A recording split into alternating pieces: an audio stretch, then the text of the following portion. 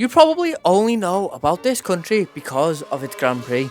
So over the next 15 hours, we're gonna go and discover more about the Middle East's smallest country. Let's go and explore the Kingdom of Bahrain. But first, let me introduce to you SafetyWing. As someone who has travelled all around the world and has had some crazy experiences, I know how important it is to always be protected. That's why I partnered with SafetyWing to bring you one of the most popular travel medical insurances with backpackers, nomads, and just general travel enthusiasts. SafetyWing Nomad insurance starts at just $56.28 for 4 weeks of coverage, and you can cancel that at any time, making it perfect if you're traveling for a set number of months, because you can just cancel it once you get home. With coverage in over 180 countries, SafetyWing has you protected pretty much anywhere in the world, and with its 24/7 human assistance, it means that you've always got a person to speak to get your claims processed as quick as possible. But the best feature, in my opinion, is the fact that with SafetyWing, you can get insured whilst you're already travelling at no extra cost. Being protected has never been so convenient. So if you've got a trip coming up, make sure you check out SafetyWing by clicking the link below or scanning the QR code on screen. Anyway, let's get back to the video. The first place we're going to be going is the National Museum of Bahrain, because I know absolutely zero about Bahrain's history. So it'll be very useful to find out what its past was like. If you enjoy art, the Bahrain Museum has plenty of great Bahraini art exhibitions, but it is also full of cultural and historical exhibitions showcasing Bahrain's long history. Bahrain was part of Dilmun, the ancient Semitic civilization that existed for about 3,000 or 4,000 years up until the 6th century, and then in the 7th century Bahrain became Islamic. That's mad. If you ever come to Bahrain and see mounds, it might actually be a burial mound, because it used to be traditional thousands of years ago to build burial mounds when you buried someone. Bahrain used to be very famous for shipmaking, and that's because prior to the discovery of oil in 1932, the main source of income for the country was actually pearls. So they would go out in the boat and they would free dive down to collect these pearls. Bahrainian cities were built and set up like all old Islamic cities, with 3 main points. The first being the souk, as that was the main hub of commercial trade. The second being the neighbourhood, as that is where people would socialise. And the third being the home, as that is where families would be living. So I guess this is what a traditional Bahrainian house or courtyard would look like. And right there, that woman, she's got a leather bag. The women would be in charge of fetching drinking water with bags up to 20 litres to either drink or sell. The annoying thing about visiting the Middle East during Ramadan is that the streets are dead. Like, there's a lot of cars on the road, but there's not a lot of people walking in the streets. And I'm not surprised, it's like 28 degrees, so it is fairly hot. But also people are either working or just relaxing at home during daylight hours before they can break their fast. That also means a lot of things aren't open as usual. Like, a lot of the restaurants will be closed and only open for delivery, so I can't even go in and get something to eat when I haven't eaten since yesterday. And a lot of the touristy stuff might differ in time, like they might be half days or they might start later. That right there is the next thing we're going to be visiting, the Al Feta Grand Mosque. This mosque is fairly new. I think it was built in the 80s, but it's got pieces from everywhere in the world. The wood is from India. The glass for the bulbs is from France. The stained glass is from Iran. The chandelier is from Austria. And I believe the dome is fiberglass, and it's the biggest fiberglass dome in the world. Al Fata guided tours are completely free, and during the tours you learn about Islamic culture, history, and the Arabic language. After the tour, you can even take some free books if you want to learn more about Middle Eastern culture. 2,000 people can fit in this courtyard for prayers, with another 5,000 inside the main prayer room, 3,000 on the ground and 2,000 upstairs. I'm on my way to the Bahrain fort and then hopefully the beach to cool off. I'm just walking up to the top of the fort now. It's completely free to visit this fort. Some of it is in ruins, the old stuff, and then like the newer stuff from the Portuguese is more well kept. Okay, I'm going down onto the beach. The guy who works here says that there is sweet water at the bottom, which I think just means like clean water, purified water, where the salt water gets desalinated naturally.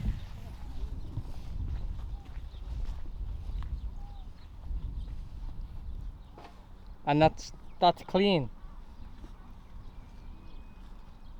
But I still don't want to try it because it doesn't look. It's got loads of moss and stuff, so I don't want to try it. But I believe you. There's no chance I was trying that water or like that algae or moss or whatever it was, and the mud. Like my shoes are full of mud now. It also kind of sucks that the tide's out because I really wanted to go for a swim, but obviously I can't now. So I think instead after here we'll just go to like a mall to try and cool down because they'll have some really good aircon, and fasting should end soonish. By the time I get to the mall, fasting should be over, so I'll be able to get something to eat. I believe this part of the fort is the Portuguese fort because Portugal occupied Bahrain from the 16th to 17th century. Not very long though, I think it was only like 50 years or something, but long enough to build this fort.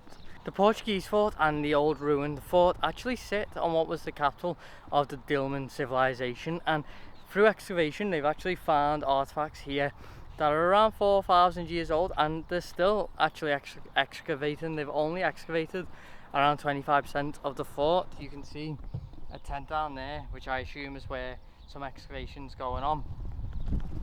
And when you think about it, this would have been the perfect location. You have the sea right over there, and if that is like a purifying water system underneath the shore just there, then it would have been a great place to get fresh water from, as well as getting food. Also, I found out you can go into the fortress. It's just closed today because of Ramadan. It closes at 2 p.m.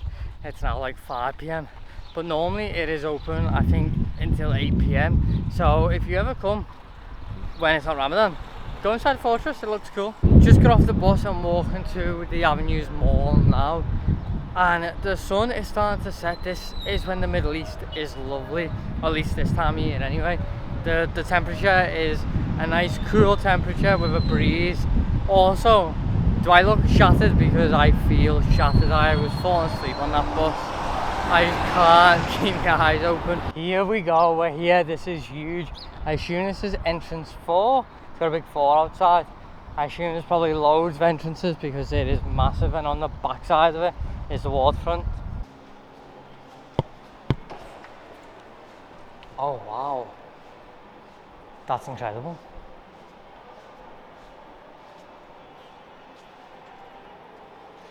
Wow.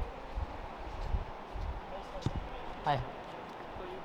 For some reason, I'm not allowed to film in here with my camera, so I've had to put it in my backpack. I'm on my phone. But when I walked in, they gave me like a little iftar box. It's got like fruit and dates and water in to break fast because Ramadan is officially over for the day. So I need to find a restaurant because I'm starving. I haven't had a proper meal since yesterday. You know, this is my first time trying dates, and I thought I wouldn't like them because they're like dry fruit, but they're actually so good.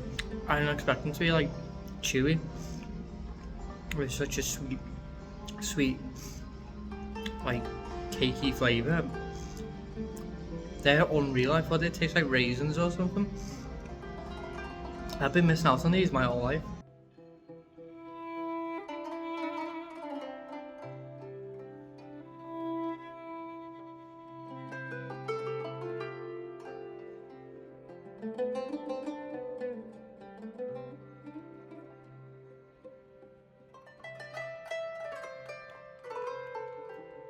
You know what this reminds me of? This reminds me of the casinos in Las Vegas, because some of the casinos, they have like shopping malls attached to them that are like this, where they are like roofed, but the ones in Vegas, the roof is painted like the sky, so you don't know what time of day it is. but still, this like gives off the same sort of vibe because there's like palm trees like planted along, and it's just, I don't know, it's a really nice shopping mall. It's a really cool vibe.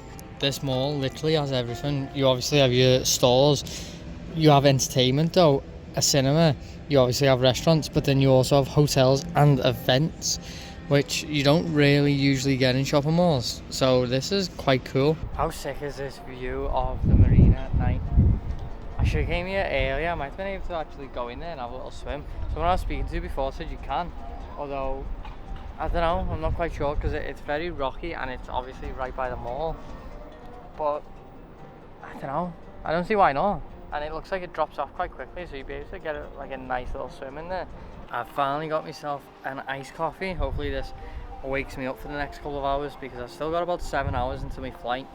So I want to sleep on my flight, so I don't want to sleep before it. And that's a vanilla iced coffee from Tim Hortons. I haven't had a Tim Hortons iced coffee before. And then I've got a falafel wrap that cost me like £2.80 or something. And I bet you in like the street markets you'll probably get that for half the price, if not less. It's only small as well, but we'll see what it's like. Oh, it's hot. And I got it with spicy sauce too. But like you can see, it's tiny. There's 2 falafel in there. I'd say it's average. That's probably about average falafel. I wouldn't say it's amazing. The spicy sauce is probably doing it a lot of favours. Anyway, I'm gonna eat this, drink this. Actually, we should try this because I've never had it.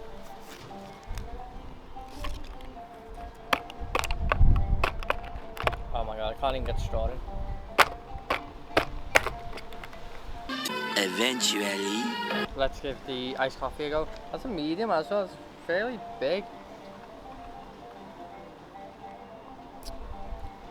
That's pretty good to be fair. I've mixed that quite well. I like that, that's quite good. This is bang average. The Avenues Mall is definitely one of the best malls I've ever been to. It's got everything you need, it's absolutely huge. If you want to go to cinema, it's got a cinema. If you want entertainment, it's got it. If you want food or shopping, it's there. And if you need somewhere to stay, it's even got hotels. And I like the way they didn't go up, they just kept it one floor. So you can walk continuously the entire way from one end to the other without it being like broken up. I think that's quite kind of cool, it's quite nice. Now though, we're going to go from one extreme to the other because we're going to go to one of the most popular souks here in Bahrain. So we're going from nice modern mall to old-fashioned souk. This is actually really cool. To get to the souk, you walk through this big archway, which is the gate of Bahrain. I've got about 7 Bahrain dinar left that I need to spend. I need to find some magnets as usual, which I guess will probably cost about half a dinar each because that's about £1. So I'll still have like 5 or 6 dinar left probably, which is about £12. So I'm gonna look for some more food here. How much are the magnets? 1. How much for free?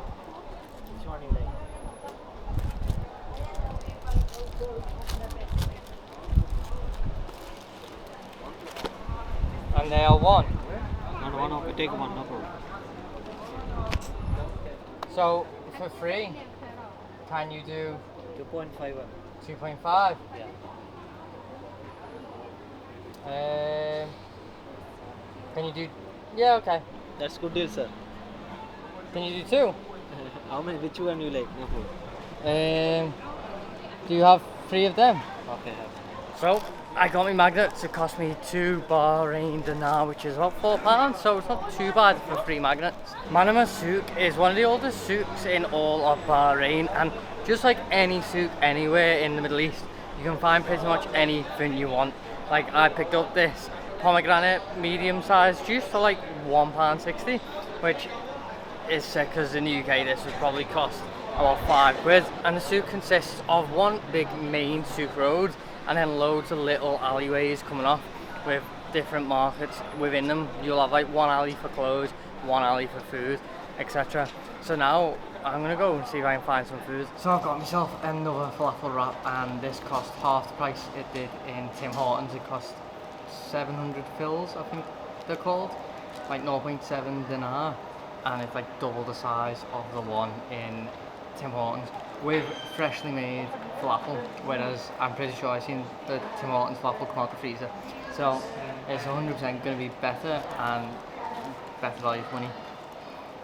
I'm at the airport now, and this airport's sick. They've got PS5s, so I'm just playing a little bit of Fall Guys before we fly. And I got here really early, so like 3 hours early, because I had nothing else to do. So this is going to kill a lot of that time. Bahrain's not being too bad. There's been a fair bit to do, and the public transport system is fairly good. It's like 60p maybe per bus journey. But that is the end of this video. I hope you've enjoyed it. Make sure you smash that like button, comment below what your favourite part of Bahrain was, subscribe if you're not already, and as always, keep exploring.